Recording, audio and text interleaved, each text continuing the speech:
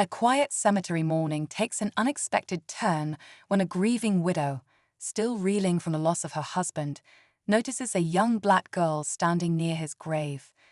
Dressed modestly and holding a small bouquet, the girl's presence seems out of place, and to the widow, unwelcome.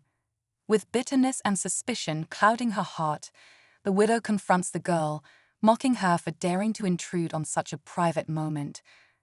But just as the tension peaks, the girl quietly responds with words that shake the widow to her core.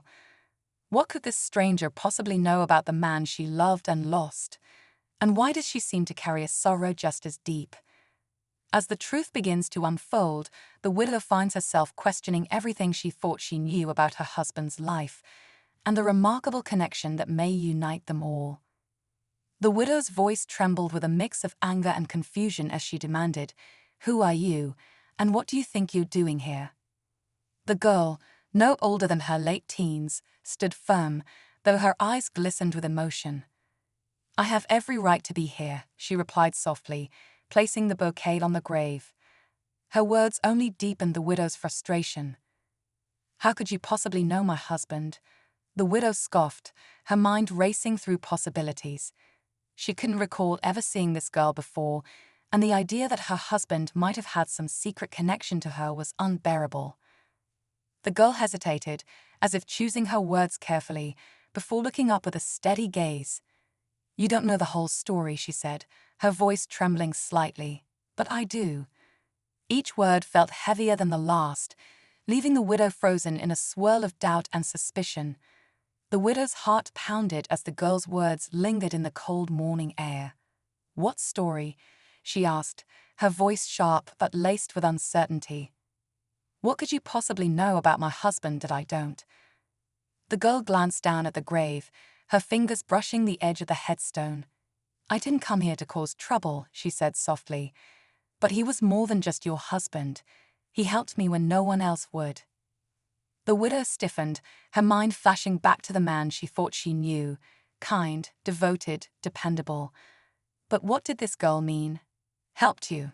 How?" she pressed, a mixture of curiosity and dread tightening her chest.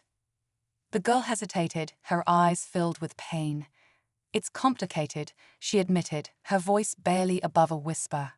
"But he saved me, and I came here to say thank you." The widow's breath caught. Who was this girl, and what secret had her husband taken to the grave? The questions burned, leaving her desperate for answers, yet terrified of what she might uncover. The widow's mind raced as she tried to piece together the girl's cryptic words. Her husband had never mentioned helping anyone recently, especially not someone so young. The thought gnawed at her. What had he kept from her? "Save you from what?" she demanded, her voice faltering as the weight of her own question hit her. The girl looked away, her hands trembling. "From my past. He found me when I had nowhere to go. No one to turn to," she said, her voice barely steady. "I didn't know who he was at first, but he didn't care about my mistakes. He believed in me when no one else did." The widow's throat tightened. Could this girl be telling the truth?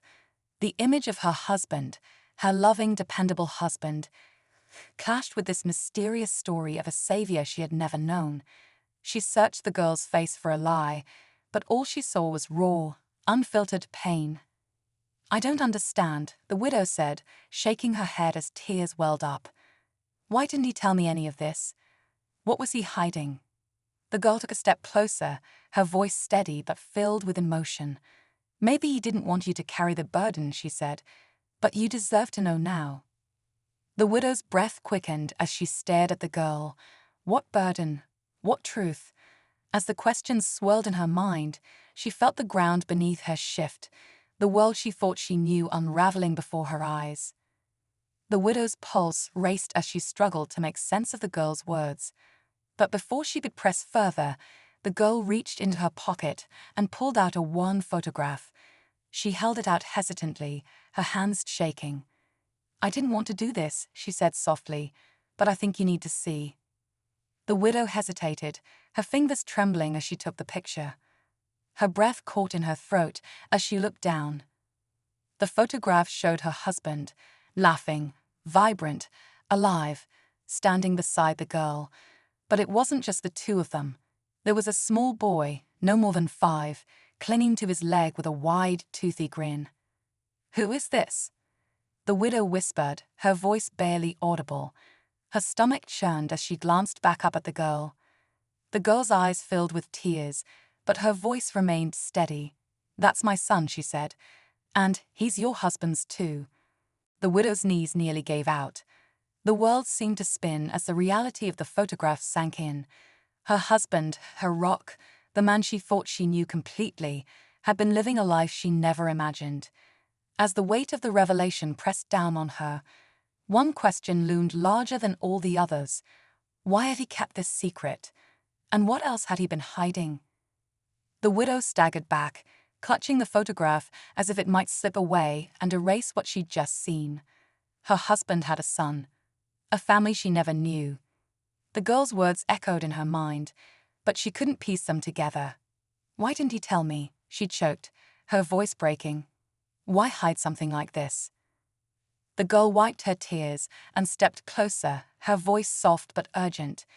"He wanted to tell you," she said, "but he was afraid.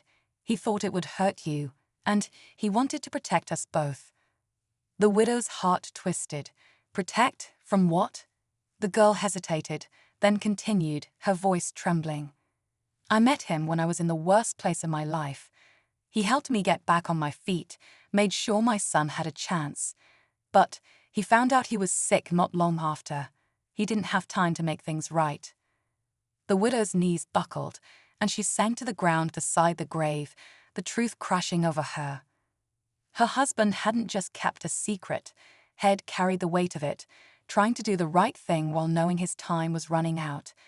Tears streamed down her face as she clung to the photograph, a mixture of betrayal and compassion swirling inside her. Then the girl knelt beside her, placing a hand on her shoulder. "I thought I hated you," she admitted quietly. "I thought you were the reason he couldn't be with us. But now I see he loved you so much. And he loved us too in his own way." The widow looked up, her tears mingling with a fragile, bittersweet understanding. Just as she opened her mouth to respond, the boy appeared from behind a nearby tree, clutching a small toy airplane. "Mommy," he called, his voice full of innocence, "is this Grandpa's favorite place?" The widow's breath hitched, her grief colliding with a sudden, unexpected warmth. Grandpa. The word lingered, reshaping her pain into something new, a chance to embrace the pieces of her husband's life that he'd left behind. She reached out, her hand trembling, and the boy hesitated before stepping closer. As she looked into his bright, curious eyes, she saw a glimmer of her husband staring back. The truth had shattered her world, but in the fragments, she found something she hadn't expected, a new beginning.